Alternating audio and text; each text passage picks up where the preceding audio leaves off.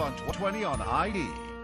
A Soviet immigrant pursuing the American dream, clearing his land to build a home. And the neighbor, he says, standing in his way. Stop cutting trees. Then... What's going on there? Well, the neighbor assaulted me and I shot him.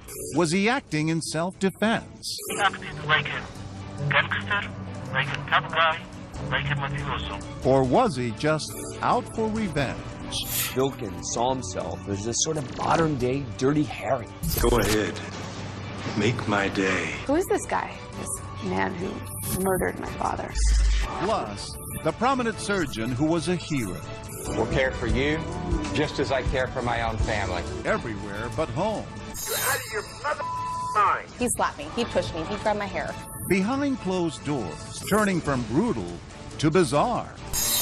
I think we put a gun to our head to get attention. Look at my face. You see a man driven to insanity. What lies beneath? Welcome to 2020 on ID. I'm John Quinones. It can happen in an instant. Someone snaps with tragic, even deadly consequences. And in the aftermath comes the realization that a hidden rage was simmering just beneath the surface. You're about to see two stories of people whose outward appearance masked a dark and dangerous side. First, neighbors embroiled in a property dispute. But as Matt Gutman first reported in 2014, the boundaries in this explosive story were about far more than just land. In the lush green hills of Gentile, Encinitas, California, a toxic tale of shrubbery. The invasive Brazilian pepper tree and two men losing it in a dispute over clearing poisonous bushes from a driveway. 911 emergency. My partner just got shot. Please come to Lone Jack Road. Please hurry. He got shot in the head. For Evelyn Zeller, March 28, 2013 began as a beautiful day. Hey, they're all beautiful days here in the San Diego suburbs. That morning, she awoke in the master bedroom of this rented Spanish contemporary and shared a tender moment with her boyfriend, John Upton. It was my birthday. John woke me up to wish me a happy birthday. She says Upton, still in his pajamas, headed outside to make room for two day laborers clearing brush on the driveway of their neighbor, Michael Vilken. John went out to offer to move the car. Yes.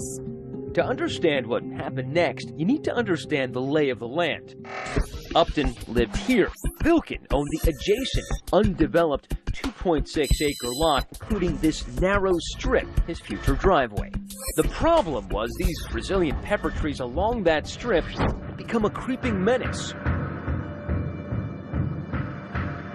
choking off access, and Vilken needed them gone. On this morning, Upton's Mercedes SUV is parked beside the trees on Vilken's land. He wanted to move the car to give them more space to trim the trees. Just a couple of minutes later, Evelyn gets up to follow him outside. I had set foot on the first step right there as I heard the shots. Using this massive .44 Magnum revolver, Vilken shoots 56-year-old John Upton once in the midsection, followed several seconds later by a second shot to the head, execution style. So I look up the path and I see John lying on the path. And you instantly knew that he was dead? I felt he was dead. And suddenly I hear Vilken go, "Don't get any closer." And he has the gun pointed at my chest. He had a crazy dude. He's got a gun. Oh my God. What a the Russian guy, he's still got a gun, man. You gotta be careful. None of it makes sense. Cold-blooded murders just don't happen around here in sunny Encinitas. And neither of these men were magnets for trouble. Certainly not the diminutive, cerebral, and hard-working Michael Vilken. It was just a shock to imagine that Michael was the one to do that. The neighbors were aghast. Yeah, I talked to him all the time. He was friendly to us. He let us park on his lot. Tamara Vilken, Michael Vilken's wife and companion for the past 30 years, stands by her man. Michael has beautiful heart, and other people saying that to me. It's not me saying that. They were God-fearing immigrants who fled the former communist Soviet Georgia to chase their American dream. They bought this vacant land on Lone Jack Road after years of scrimping and saving from his past fledgling career as an economist and hers as a piano teacher. So why did you and Michael decide to buy that piece of land? Well, it was a beautiful piece of land with a great view. It's a great neighborhood. And Michael wanted his whole life to give me a present. And that was his present to me. Did he have any hopes or dreams for that land? Yes, we wanted to build the house over there and probably retire. Vilken spent every minute he could spare working the land the old-fashioned way, with shovel, wheelbarrow, axe, and saw, lovingly nursing it to health, all for the day they could build their dream home. He was here every day for 8 to 10 hours a day, tending to his empty lot, cutting things down, moving dirt around. As for Vilken's neighbor, John Upton, a 6'2", 235-pound teddy bear of a man, wasn't a hero only to his children, John and Elizabeth. So many fond memories. So many memories. When you look at, like, in a span of 56 years of how many things he accomplished and how he's impacted the world. Hello! Hello, Alexandra! To many, he was practically a saint. This is 2020. From ABC News. As reported here on 2020 in 1993, John Upton was a documentary filmmaker who made it his personal mission to rescue Romanian orphans. The Romanian government has put these kids on the back burner. However they want me to do it, I'll do it. But for God's sake, let me help these kids. I really knew from a very, very young age that you really can make a difference because I saw my dad do it. Since then, he'd settled down here with his girlfriend, Evelyn, a New Ager enthralled with Upton's Zen. What was it like living with him? It was wonderful. He was a man who was always in a good mood. He woke up and he was just happy and content, and he was so patient with me. And his love was just beautiful. We love Buddhas, we love serenity and peacefulness and inspiration. So where did it all go wrong? The answer is in the poisonous trees on that narrow strip of Vilken's land. Upton liked them, but remember, Vilken wanted them gone, and his interest in landscaping bordered on obsession. I questioned why he was spending so much time on the lot. He just seemed eccentric. Just seemed a little eccentric, yeah. Others chose a different word. I think his behavior was absolutely bizarre. I mean, who buys a site and then hangs out on it and works on it 10, 12 hours a day when the same amount of work can be done in a day with a bulldozer? It doesn't make any sense to me. None of what he did was permitted. This was a landslide property. It wasn't safe for the neighbors. Despite those concerns, Evelyn says Upton never complained about his neighbor. He used to say many times, wow, I admire his work ethic. I've talked to my dad for Talk to him every day? Forever. Did he ever mention Vilken? No, not. Never even I've never heard that name in my entire life. And yet, surely something happened to provoke that brutal homicide on the morning of March 28th. Something that would make the egghead immigrant lose it. Hurry up, hurry up! Hurry up, he's dead! I think he's dead! Hurry up, please! Before she called 911, before she even approached the crime scene, Evelyn Zeller noticed something odd about the shooter. When you came out, he first saw you. What did he do? He seemed to be on the phone. It's not often that the killer calls in the homicide he's just committed, but that's exactly what happened here. Emergency. I need a detective here. What's going on there? Well, the neighbor assaulted me, and I shot him. In theory, Vilken did the right thing. He shoots someone, he calls 911. And yet, there was something sort of cold and callous about the call.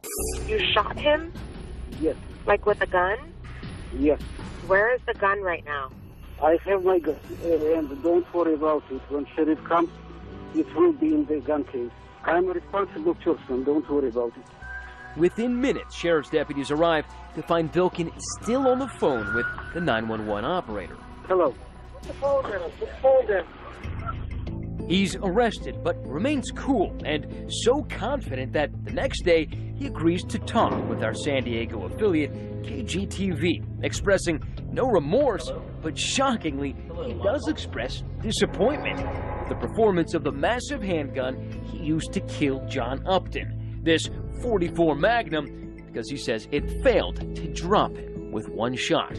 But somehow he made 2 or 3 steps, and I was in disbelief.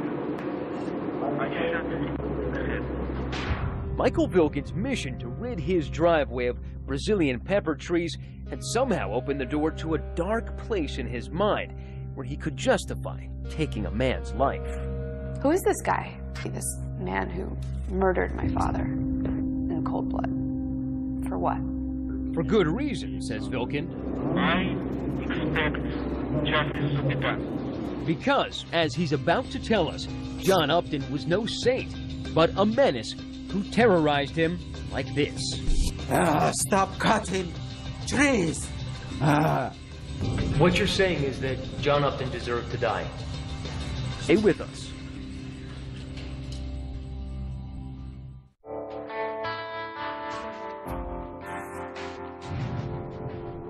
One year after blowing away his neighbor with a cannon of a handgun, Michael Vilken is on trial. The stakes are high, a total of 50 years to life if convicted of first-degree murder. But Vilken is unfazed. He's confident that this was no murder, but an act of self-defense. This case was justified. Self-defense. Mr. Vilken protected his life and shot John Upton. You have to wonder whether Vilken saw himself as this sort of modern-day Dirty Harry, out there to protect himself against the bad guy in defense of a principle. Go ahead. Make my day. He told me, you are a fanatic. The way he looked at me would fry a hamburger. Mr. Vilken loved owning that piece of land. The defense strategy was to put the victim on trial.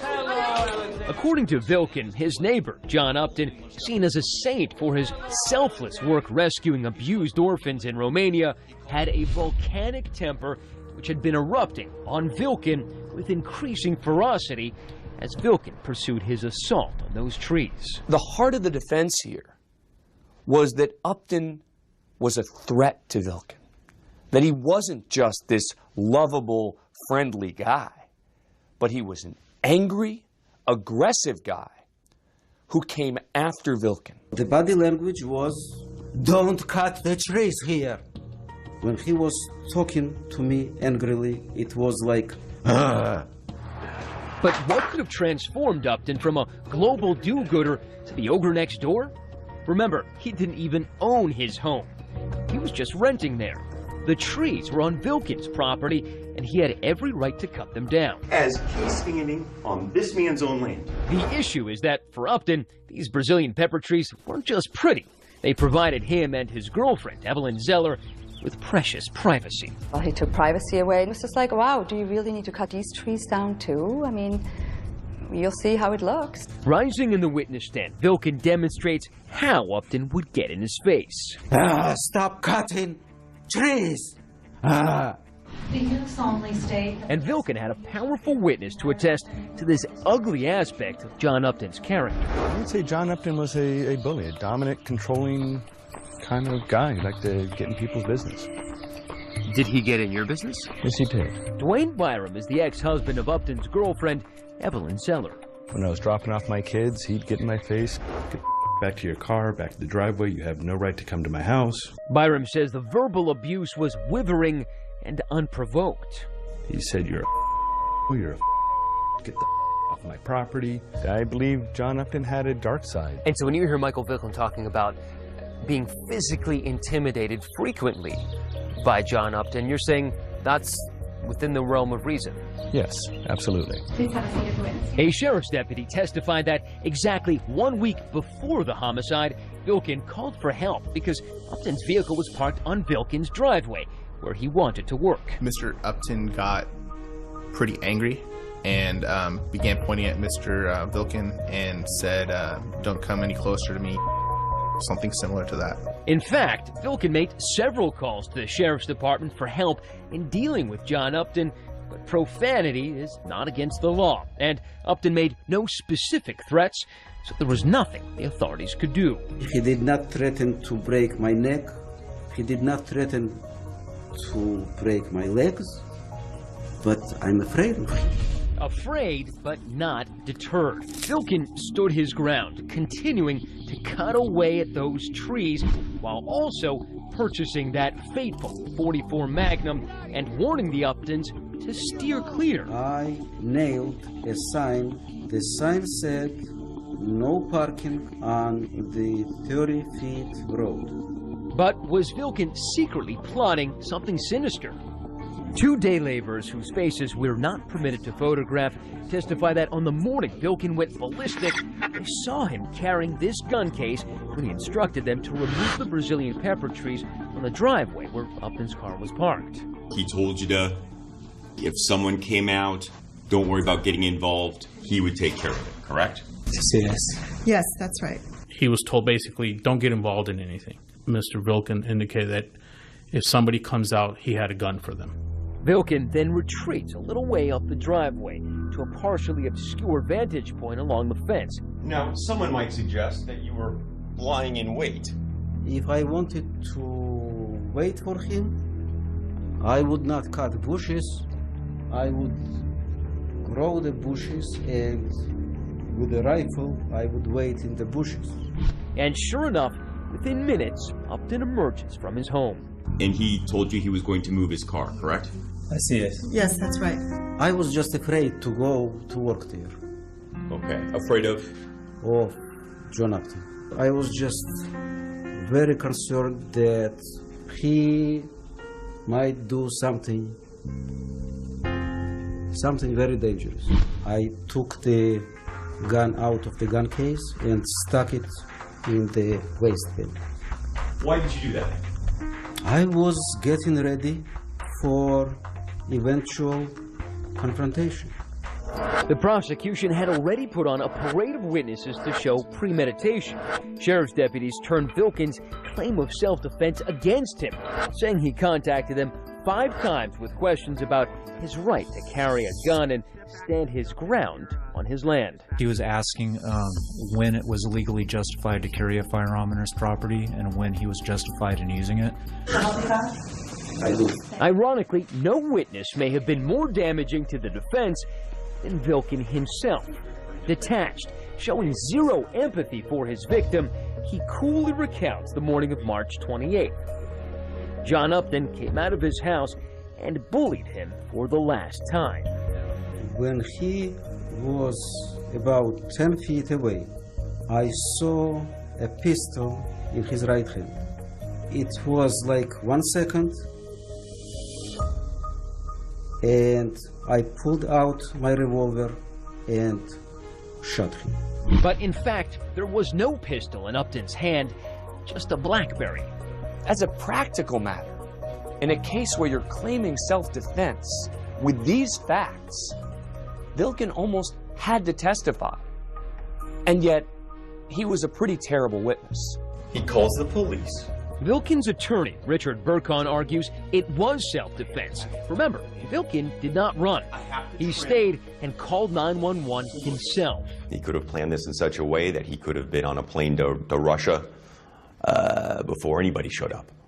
But he stood there and he stuck around because he believes and he knows he did what he had to do. As the trial winds down, tomorrow Vilkin's faith in her husband and God remain unshakable. And I think everything is in God's hands, right now, whatever he decides. She waits for justice in the sweltering heat of this lonely parking lot outside the jail. And he stood there before the angel. And as she reads the Bible, we visit with the man who thought he could skip that part about thou shalt not kill. Mr. Vilkin, hello. Hello. Are you hopeful? I'm always hopeful. But would the jury see a man just trying to stand his ground or a stone-cold killer? Has the jury reached verdicts? Yes, we have, Your Honor. Stay with us.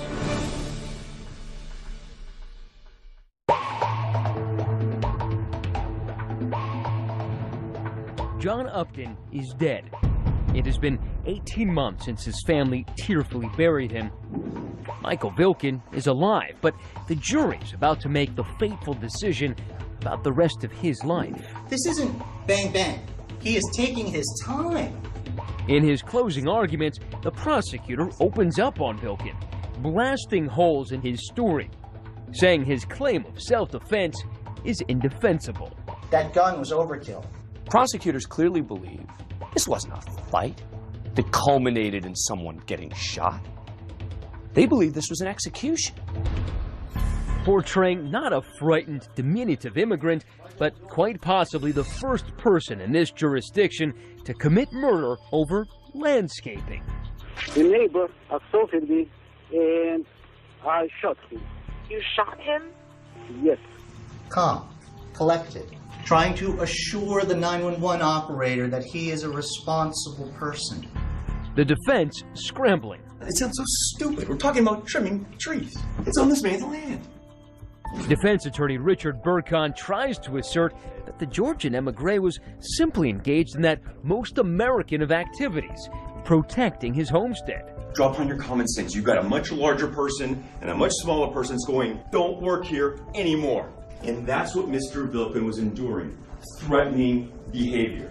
But it was his unsympathetic demeanor on the witness stand, often nonchalant, sometimes even laughing, that had more of an impact on jury foreman Brooke Haley. The fact that he was his own character witness and he didn't acquit himself well. I am ashamed to use this figure of speech, but he shot himself in the foot on the stand. Yeah. Finally, in June 2014, the verdict. We, the jury, in the above entitled cause, find the defendant, Michael Vilkin, guilty of the crime of murder in the first degree. First-degree murder. Those words cruelly ricocheting in Tamara Vilkin's head.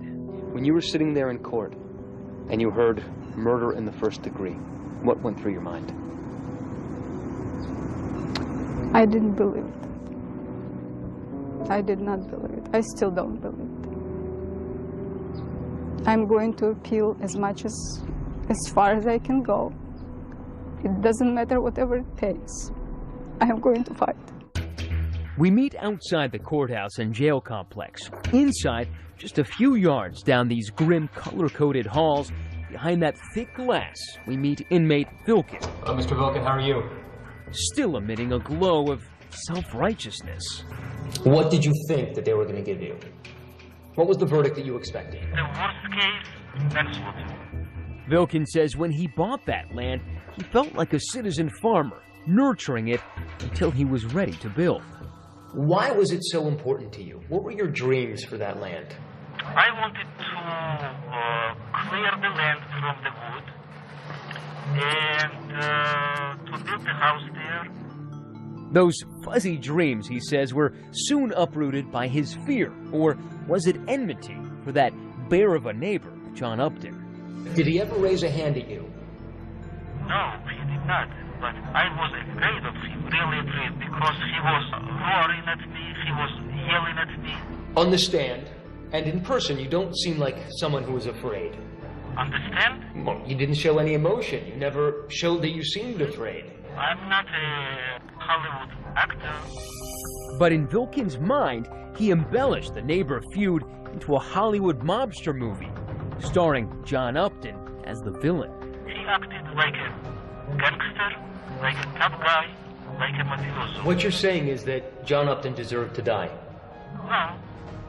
I'm saying that I saw a mafioso and I was afraid of him. Mr. Vilkin, it sounds, no offense, but it sounds like you're detached from reality. This was a fight over shrubbery. This had nothing to do with mafia. No. He encroached on the road.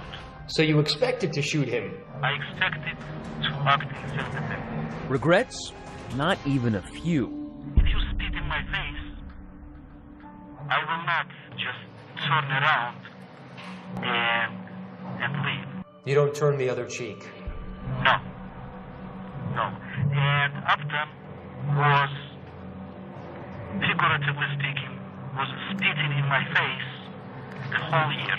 But probe beneath all that bravado, and it's clear Vilkin knows he shattered the person he loves most. Do you feel badly for your wife? For Tamara? Yes.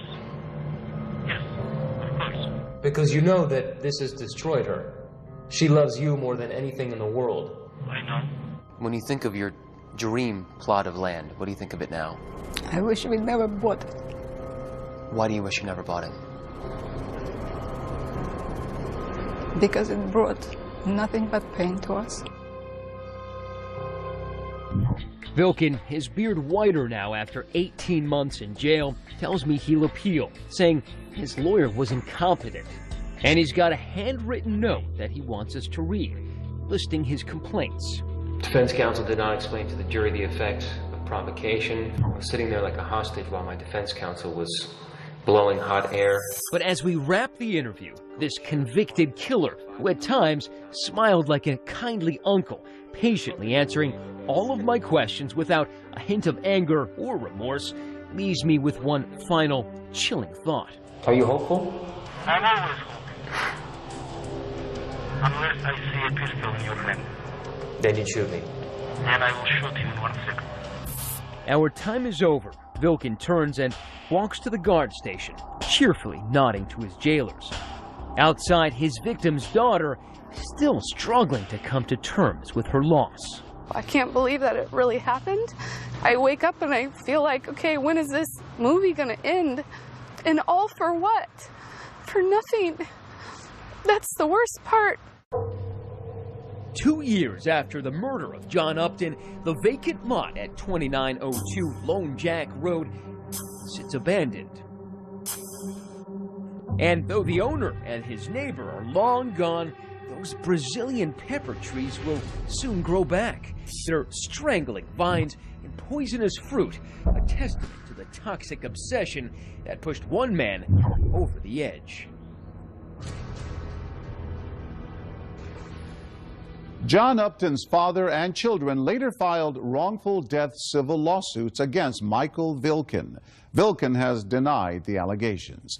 Up next, a famous surgeon basking in the public eye. The Brown Hand Center will care for you just as I care for my own family. But when the spotlight is off... I think we put a gun to our head to get attention. He's gone nuts. We're probably going to have to restrain him further. Stay with us.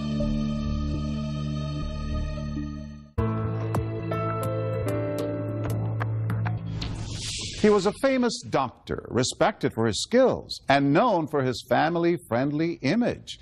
But as Elizabeth Vargas first reported in 2013, Dr. Michael Brown would become known for something else, something far more disturbing. Losing it at 30,000 feet isn't pretty. Like these twin sisters settling a family dispute in the aisles of coach class. Well, if you would just let her be, we would be fine! Or these dudes duking it out in the not-so-friendly skies.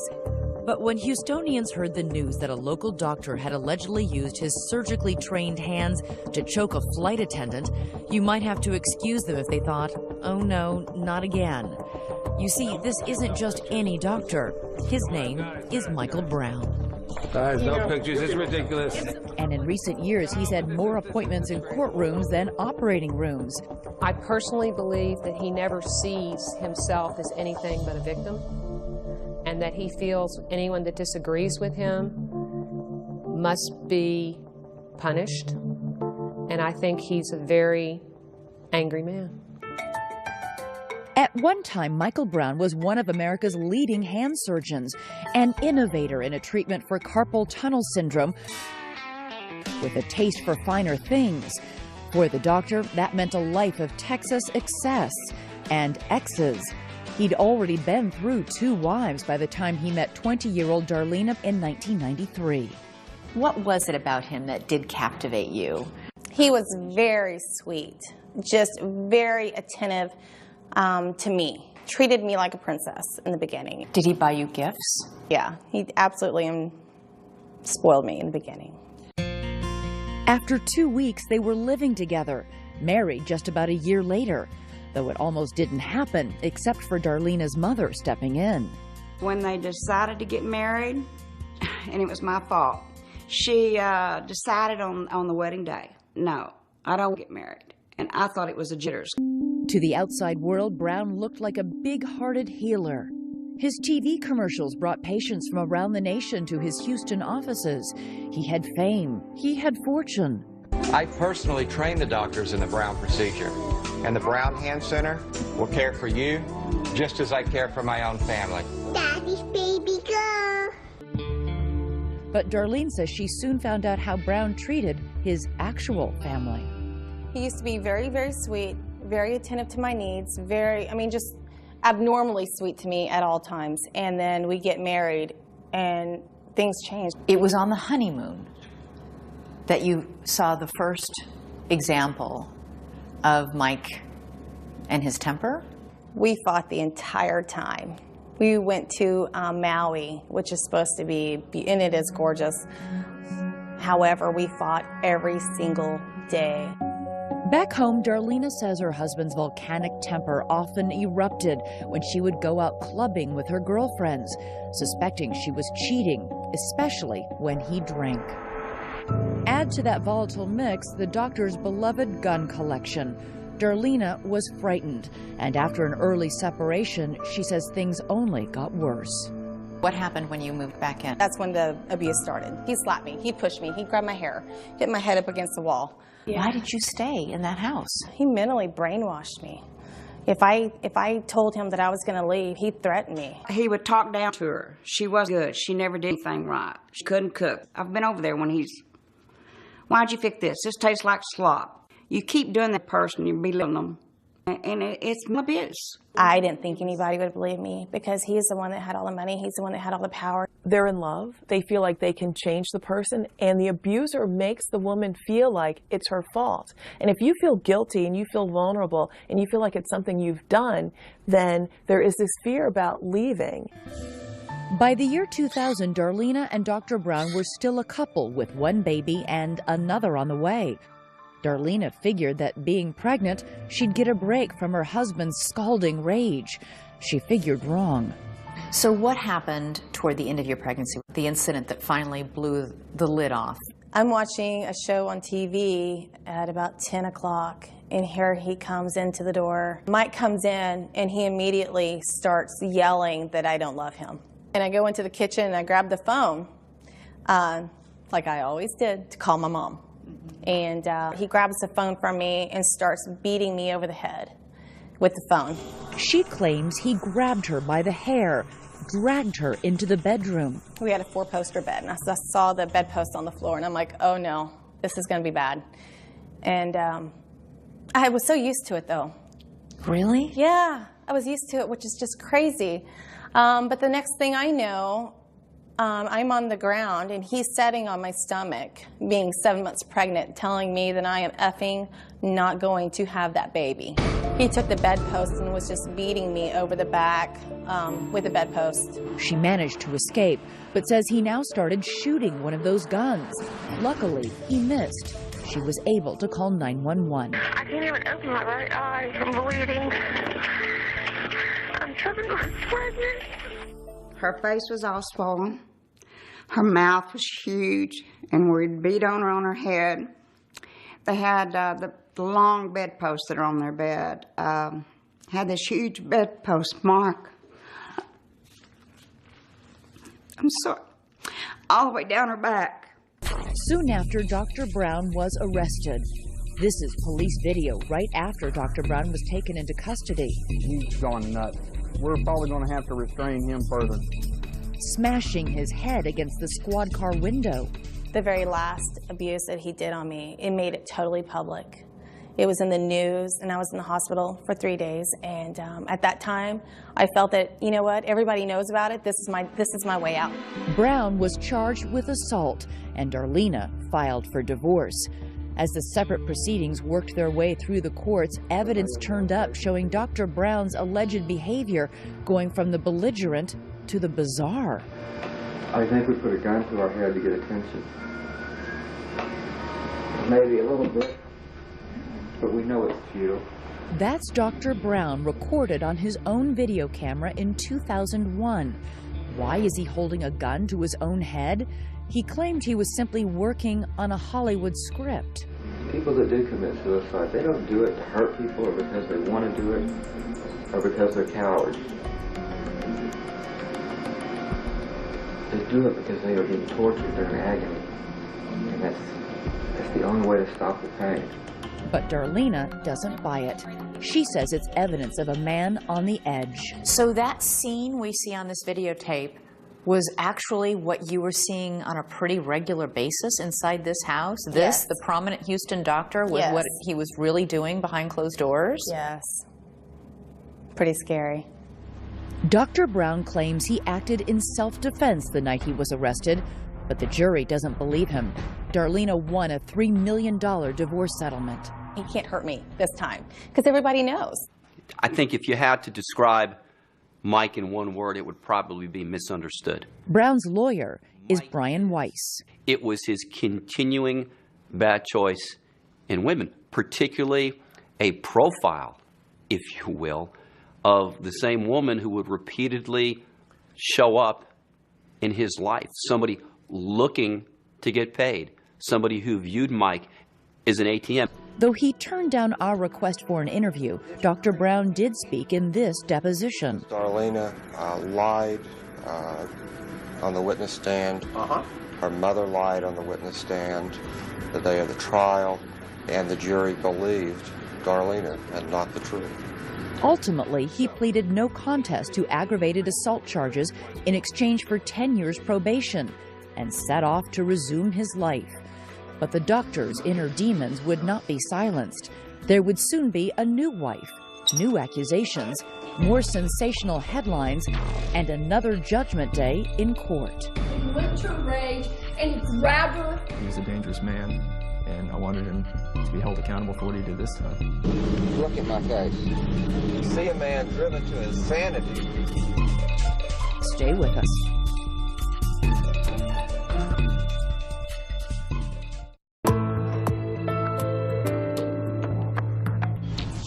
Dr. Michael Brown's once charmed life has taken a hit. He pled no contest to assaulting his former wife, Darlena. Now, as Elizabeth Vargas picks up the story, this surgeon may be down, but he's hardly out. Dr. Michael Brown looks anything but the face of rage in this home video with his children following his divorce from Darlena. Say hi, Kevin. Maybe that's why all the sensational publicity surrounding his aggravated assault case didn't ruin his practice. The caring father, the passionate CEO, somebody who has done so much good for so many people. Dr. Brown's patients either don't know or don't care about his personal controversy. After his 2001 divorce, Brown's business thrives. Several new offices open. He's got a private plane, new homes, and things were going great. That is until he was called before the Texas Board of Medicine.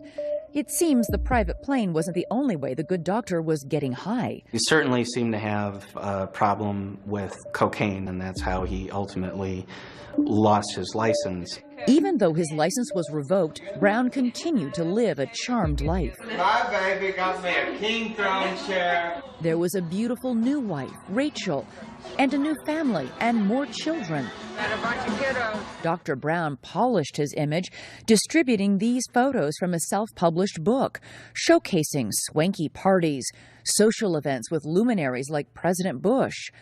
Brown even won a humanitarian award, but once again, behind the scenes, the picture-perfect marriage was collapsing. It sounds like there's an aspect of his personality that is all about control and him just being able to, in spite of everything that he has to lose, express himself in whatever way he wants to. There's something about the way his personality functions that he continues to just blame and react and hurt people, and he finds that acceptable. You're out of your mind. They did not. It's cost $50,000 since you called the police, Rachel. Rachel recorded these phone calls from Michael in late 2011. I am not the enemy, Rachel. You attacked me, Michael. You attacked me. Rachel, who declined to do an interview with 2020, wanted proof that Dr. Brown was out of control. Will you ask yourself that, you stupid? Those recordings became evidence after Rachel accused Brown of twisting her arm as if he meant to break it. Prosecutors charged him with felony assault. He's a repeat offender, and I think, and thought he was a dangerous man, and I wanted him to be held accountable for what he did this time. The trial of a prominent former hand surgeon is about to get underway. The case hits the local news, and Rachel takes the stand to tell her story. Reached back. When he threw it at me, I moved my head. I'm really proud of Rachel Brown. She stood up to him, she testified, and she told the jury what he did to her. But her testimony isn't convincing, and Dr. Brown's lawyers call her a money-grubbing gold digger. It was all about money. I think that's what happened in his previous divorce case. It was all about money. Any troubles that he's had can be traced to that. A jury has found a former surgeon not guilty of attacking his wife. In the end, the jury doesn't believe Rachel, and Dr. Brown is acquitted. I think everybody knows who Dr. Brown is. Very well-known hand surgeon. But you can't judge a case on who he is, what he has, what else. But I just feel like there was not enough concrete evidence to convict him. You can't worry about any prior cases. Triumphant in court, Brown's lawyers cut off his electronic monitor for the cameras. The judge has authorized me to cut it off. And the doctor was free once again to go about his business. I'm just relieved and want to take care of my kids and get on with my life. It seemed the doctor had vanquished all of his enemies, except perhaps himself. Fast forward to that flight from London, Dr. Brown allegedly wanted his dinner before the crew was ready. The crew claims that led to a shouting match, which ended with Brown grabbing and finally choking flight attendants, resulting in his arrest. Dr. Brown's attorney claims his client doesn't recall